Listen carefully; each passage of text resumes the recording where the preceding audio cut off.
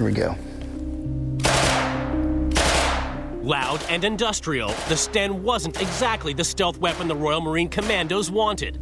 But then came a serious modification.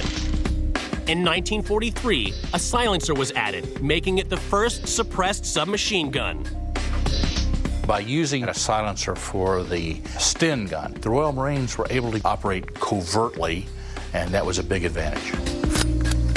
This is the Mark II Sten gun with a suppressor attached. The suppressed version was used for sentry removal and surprise attacks, particularly by raiding troops we now call Commandos.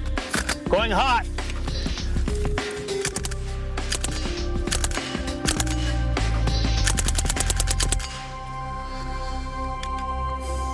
Well, as you can see, the bulk of the noise you heard was the bullet impacting on that steel plate. The suppressed Sten. Silent but violent. Perfect for the Royal Marine Commandos. The Royal Marines can take you down stealthily with a razor-sharp knife, or ruin your day with a hail of lead. Skilled in every art of warfare, these Brits endure the maddest, baddest training regime in the world. They weed out the weak sisters, so who's left are pretty dead gum. The Royal Marines are an all-terrain machine, a 4x4 elite unit with no reverse gear. Sent in to do the jobs other units can't or won't do. They're trained to fight in every conceivable terrain. Selection and training is fierce, and only the toughest survive. You just don't go, hey, I want to join. They sort of have to look at you, and they weed out the weak sisters. So who's left are pretty dead gum good. To even get to day one requires going through some pretty difficult selection tests, and I think roughly 1 in 5 managed to get through the selection tests. But for those selected, the real pain is just around the corner. Awaiting them is the ultimate in endurance, and what is the longest training regime of any infantry unit in the world. The basic training course for a private soldier in the Royal Marines is at least 28 weeks. That includes their commando course, which is the sort of physical toughening up. To get through training, combat, life, Royal Marines have a unique but essential weapon, a sense of humor. And they will always tell you that if you can't take a joke, you shouldn't have joined. It does require a certain sense of humor to be a Royal Marine Commando. You learn how to keep going when life just seems completely miserable. It's hard to do that on your own. When I've thought I've been hours away from death, then I've wanted to enjoy the time that I do have left. And one of the ways you do that is by laughing about things. The Royal Marine sense of humor is reinforced by an intense bonding process. They're a family that will fight and die for each other. When you're standing in a trench next to someone and you're being shot at, the person on your right and the person on your left become your best friends, and you don't want to let them down, and that's what motivates you. The Royal Marines ethos, positive attitude, self-sacrifice, shone through in World War II. Time and again, men put their bodies in the line of fire. Men like Corporal Tom Hunter, a man who would become a legend for all Royal Marines. Corporal Hunter was a section commander in 4-3 Royal Marines Commando during the Battle of Lake Camacho. The battle took place in the final throes of the Second World War, as the Allies attempted to drive the Germans out of Italy. The Royal Marines were asked to attack well-defended German positions.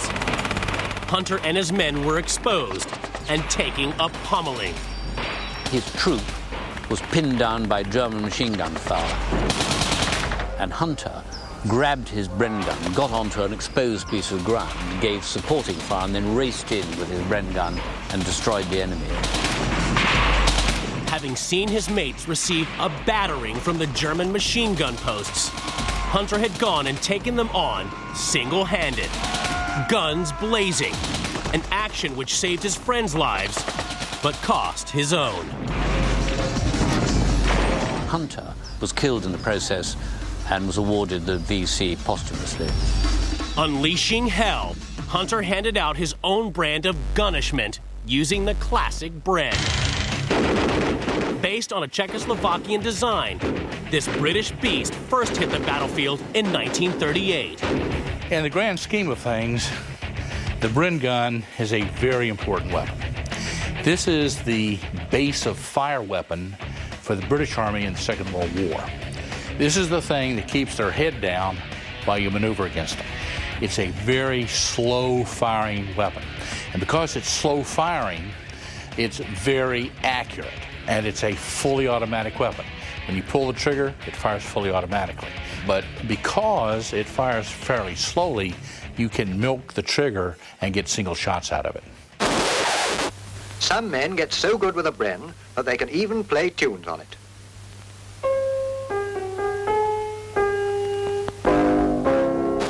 This weapon weighs a good 25 pounds. And consequently, I'm resting on my knee because carrying this thing will put a hurt on you. To fire this weapon from the hip and running, well, the adrenaline is going to have to be really pumping. The Bren is a base of fire weapon. It was not designed to be picked up and shot from the hip. Ex-U.S. soldier Guy Richards shows just how tough a task that would have been for Corporal Tom Hunter. The Bren gun can be fired in the assault mode from the hip. Let's see what it will do on these enemy melons.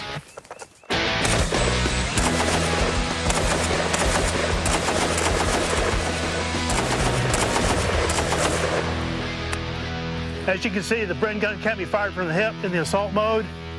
I only had melons to kill. Tom Hunter had real Germans who shot back. The legend of Tom Hunter greatly enhanced the legend of the Bren gun. But like Hunter himself, it had had its time. And in the 1960s, the Royal Marines adopted a bigger, badder base of fire weapon, the General Purpose Machine Gun. A metal-wrecking obstacle obliterator that is still going strong to this day. This is the M240 General Purpose Machine Gun.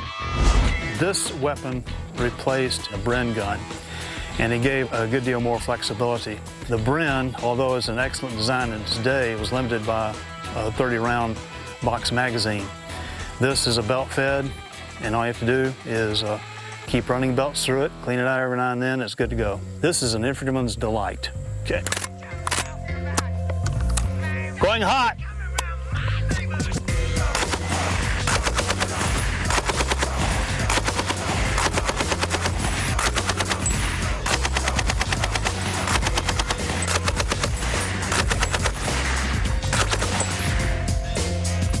Machine guns get toasty warm.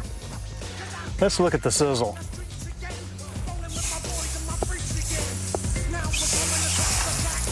This is why I advise machine gunners to wear gloves, because you're going to get burned. As you can see, the machine gun, 200 rounds, has completely demolished the wall. This wall would provide no protection whatsoever to anybody hiding behind it. Machine gun, 200, cinder wall block, 0.